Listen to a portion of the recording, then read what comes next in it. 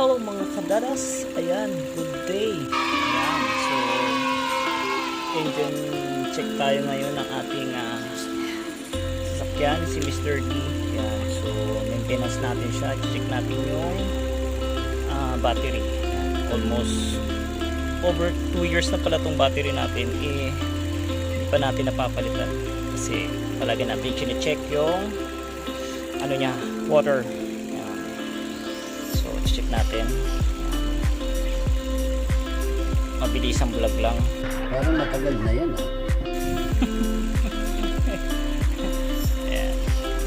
Naka-start siya kasi 1 week 5 days ang ano hindi na pa start. Ayan.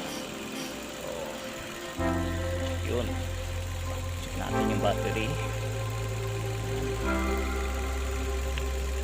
Ito ay basic pa, stock pa to, stock battery.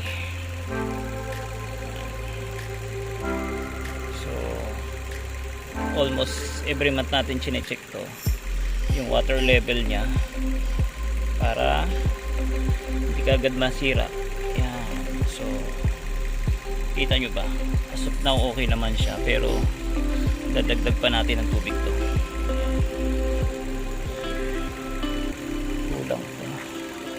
Ay tito, check ko lang yung tubig. Ayan. Oo, yung stock ko pa rin yan eh. Hindi, wow. Ayan, check ko lang siya, mini-maintenance ko lang. Hindi yung tubig niya, hindi ko pinapa-empty talaga dun sa ano niya. Ayan. So ito yung stock. So ang sabi sa akin sa Suzuki, pag nire-refillan mo, kailangan over 5 minutes siya naka-start yung engine. Tapos habang nire-refill mo siya, lalagyan mo siya ng tubig, is naka-on lang yung engine. Sinungaling ka! Di ba? So may kita siya 2 years eh. Gamit eh, no? O tsaka hindi ako naglalagay ng kung ano ng accessories. Maganda na rin talaga yung stock eh, no? So yun. Oo, tama naman. Hindi naman kailangan. Motalated po. Ayos dito. Sige dito. Wala kayong ano, lakad? Okay. Okay. Sige. Ayan guys. So, nakikita nyo ba? Water level naman siya. Okay naman. Ayan. Pero dadagyan natin ng konti yan. Ayan. So, yun lang. Ganun lang kasimple check palagi ng maintenance ng sasakyan. Ayan. Ito yung oil nya, stick. Ayan, kagagayan. Tapos sa coolant nya okay naman, palagi kong chine-check yan. Ito dito yung refill, yung aircon nya okay naman. So very quickie review lang to dito sa sasakyan natin, Mr. D. Ayan. So yun siya. So kailangan to ipa-engine wash. Yan, kapag nagpa-change oil tayo, papa-engine wash natin yan kasi madumi na yung tube. Ayun o. Alright. So punas-punas lang siya as of now. And then yan, palagi kong check yung battery niya. Alright. Ito sa ano naman to eh, sa flasher wiper, okay naman yan. Alright. So tuloy yung tunog pa, okay na okay pa.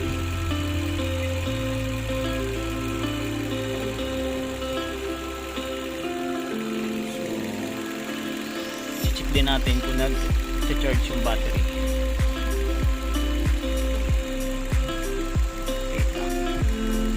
Kuha tayo ng stick para check natin yung alternator. Right, starter. Alright guys, bumabalik tayo. Ayan. So simple lang mag-check ng alternator kung gumagana pa talaga siya. Ayan. Kita nyo ba? Ayan yung alternator. damit na ito doong yabe. Check natin siya. Once na nag-magnet siya, hihilahin niya yan. Kita nyo ba? Yan. Yun, nihila siya. Yan o. Yun. Ibig sabihin, working yung alternator niya. Nag-charge siya. Yan.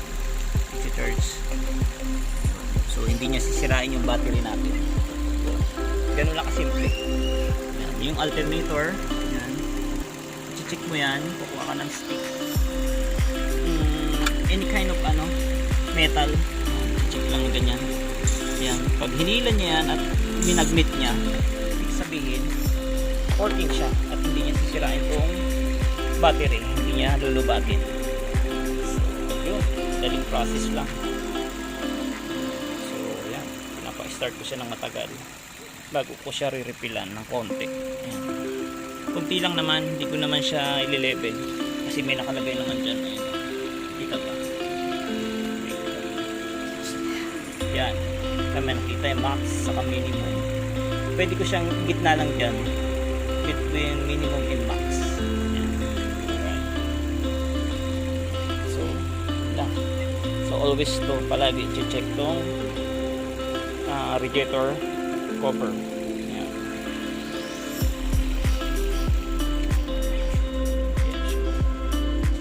Alright.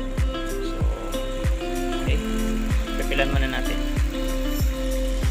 So, ayan na mga kadadas. Lagyan na natin. Ayan. Kita nyo ba? Ayan. Sa level na siya. Yun. So, 6 na butas yan. So, kailangan lagyan natin lahat. Ayan. Bumubula-bula siya. So, ibig sabihin, kapag ganyan raw is moving well yung battery natin. Right? Pa na natin.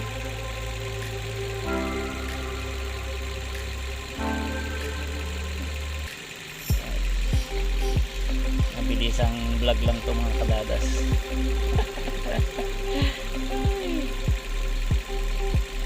So, kapag yung battery nyo is ganito, ordinary lang, hindi siya maintenance free. So, palagi nyo i-check. Kasi mahal ang battery ngayon ng sasakyan. Magkano kung sa akin, itong 1SM, I think. Pag mga branded, magandang klase, nag-work siya ng 3,000 to 4,000. Ano na rin siya, pang maintenance. Although kailangan mong palitan minsan kapag nasira talaga kasi hindi naman siya magagamit. Pero hanggat maaari, maagapan, check nyo.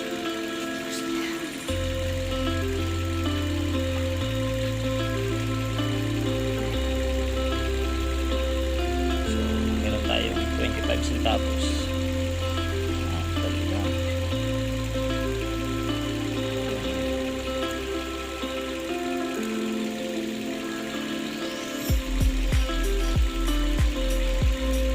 Ganun din yung sa motor ko. Sa motor naman, kay Mr. B, maintenance free naman siya eh. Basta huwag lang kayo maglalagay ng kung ano-anong accessories. Kasi ako hindi naman ako mahilig maglagay-lagay. Yun. Ito pa rin siya until now.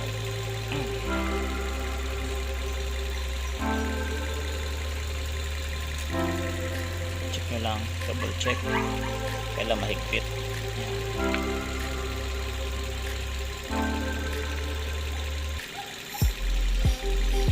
Alright,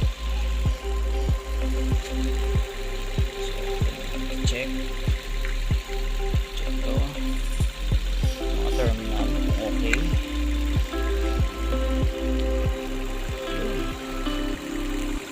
Alright.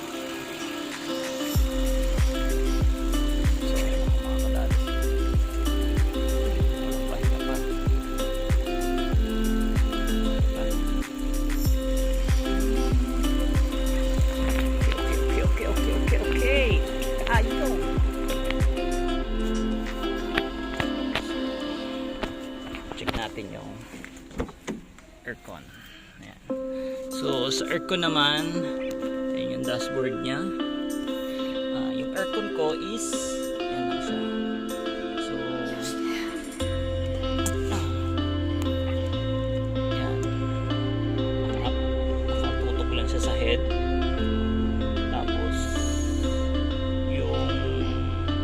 thermostat naman is yung lamig tsaka init. Pag pinunta mo dito yan, ibig sabihin mainit. So, dito lang siya. Hindi ko siya pinababa para tipid na rin sa preyo. So, on mo lang. Na, ititik na yung ano niya, yung aircon. So, check natin doon. Moving well.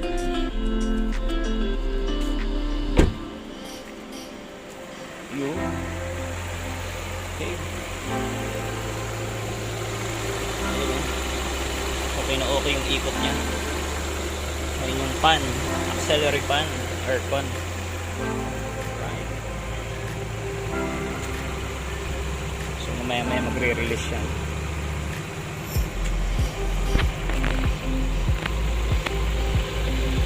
So ayan, battery nating maayos. Alright.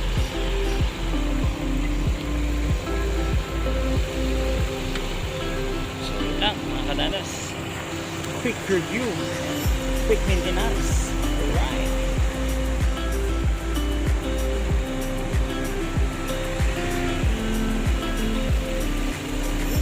Ganda ng tunog niya. Very quick, very silent. Oh, ayan, nag-release na siya. Stop! Stop! Gago! Yun, rinig nyo. Okay na okay.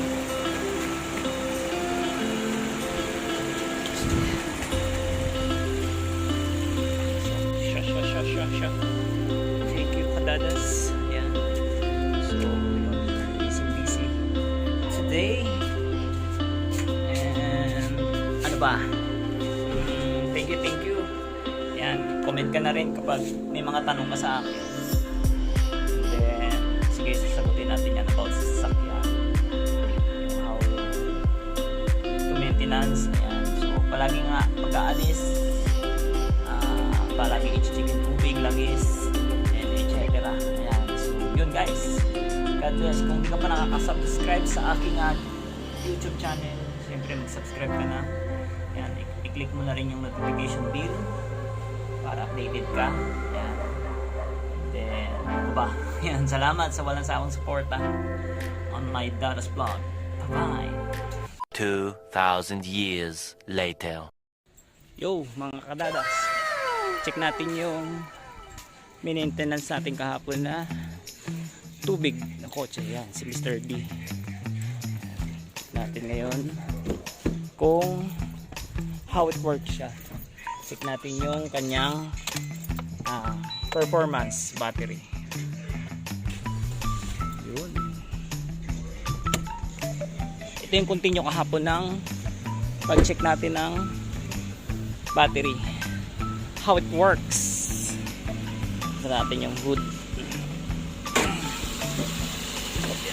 Alright.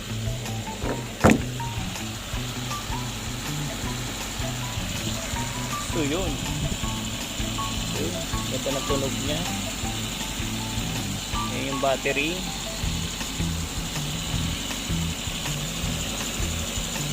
Check yung oil stick. Okay. Takip. Alright, takip dito sa radiator. Okay. So, yun. Natin yung ano niya, alternator. Okay, alternator. Yung belt. Okay, how it works. Right, so check natin yung level ng tubig.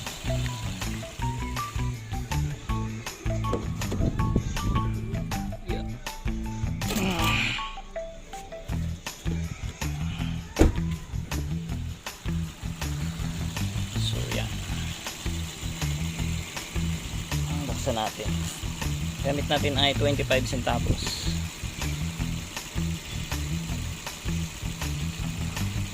Yun. Ang ganda. Kita nyo ba? Yan. Nasa level siya talaga. Yan. So, every month natin itong chine-check. Yan. Ganun lang. Magbukas.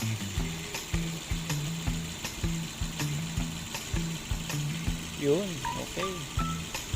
Ayos na yan, nasa level na lahat. Check natin yung dulo.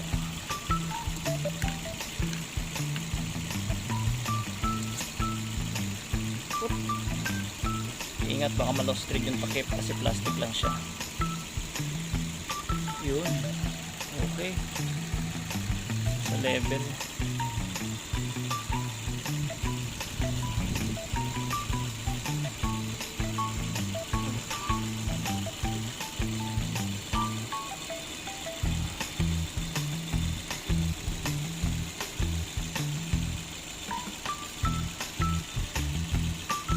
Yun, ayos.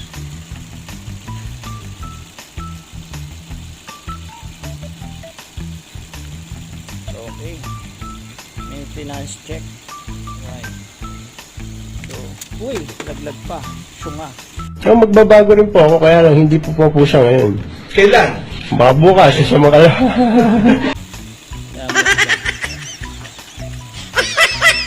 Marami naman 25 cents to.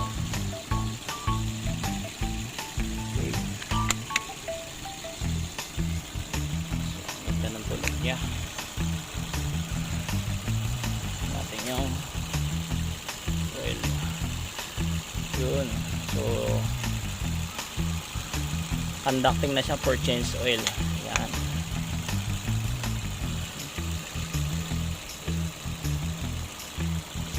Right.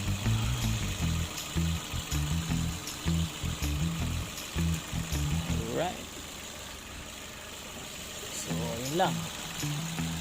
Ito yung ano niya, brake fluid.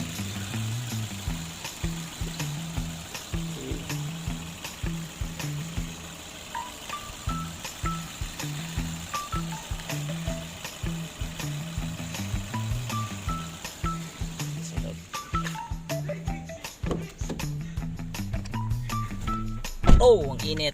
Alright, guys. Ayan, buksan natin yung aircon. Init. Grabe. Ayan, palamig muna tayo dito. So, yun mga kadadas. Simple tip lang to, no? Wait. Harap natin. A few moments later. So yun mga kadada, simple tip lang to, no? Doon sa may mga sasakyan dyan, no? Yun, katulad ng sinabi ko kahapon is yung battery natin is working pa rin siya for over mahigit ng 2 years, no? Kadalasan kasi nababasa ko sa GC, sa Desart Club Philippines, kadalasan hindi pa, minsan meron pa nga ako nabasa doon na hindi pa umaabot ng 1 taon nagre-replace na ng battery. Kasi ano yun eh, may mga reason kasi kung bakit nagagano. Unang-una, nagpapapalit sila, nag-add sila ng mga ilaw. Yan. Importante yun na nag-add sila ng ilaw, nagpapalit sila ng mga bulb na hindi nila tinatanong talaga sa professional electrician. Kailangan kasi pag nagpalit ka ng bulb na ganito, lalo katulad ng mga headlight, kailangan talaga i-check mo sa maghingi ka ng advice o kaya sa mga professional installer talaga ng mga electrician. Yan. Kasi napaka-importante talaga nun. Kaya ako tumagal din yung battery ko ng ganito katagal, no, kasi dahil nga hindi ako nag-a-add ng kung ano-anong mga accessories. Yan. Tapos syempre, totoo yung sinasabi ni Tito na madalang siyang gamitin. Pero kahit madalang siyang gamitin, ganun pa man, kapag nandito ako sa bahay, yun, palagi ko talaga siyang pinapaandar, pinapatakbo, chinecheck yung battery, lahat. Hindi lang battery, yung alternator, importante rin yung alternator, no? Kasi siya yung magbabalance ng kuryente, palabas papasok, no? Siya yung maglalabas pasok ng kuryente, in out kasi ang trabaho ni alternator eh. So kailangan maayos yung alternator natin, from alternator to starter, from starter to alternator and battery. So yun guys, napaka-importante nun. Yan, tsaka yun nga, dahil nakakuha ko ng simple tip, no.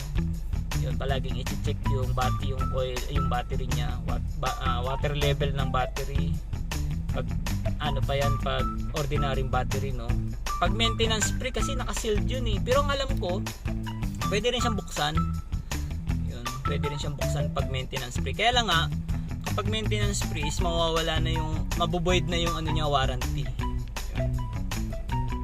Swerte lang ako siguro dito, natapat lang ako dito sa battery ko na maayos siya. Yun. So sana hindi pa bumigay. Kasi wala pa tayong budget. Nakagigil ka.